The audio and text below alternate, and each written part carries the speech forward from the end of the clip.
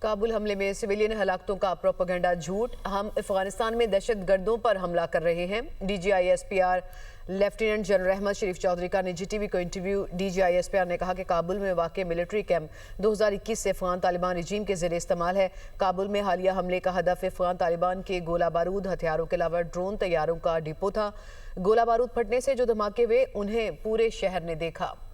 ہمارے پاس ریکارڈ اور فوٹیج موجود ہے کہ ہم نے ایمونیشن ڈپو کو نشانہ بنایا۔ حملے میں سویلینز کی ہلاکتوں کا پروپیگنڈا جھوٹ ہے۔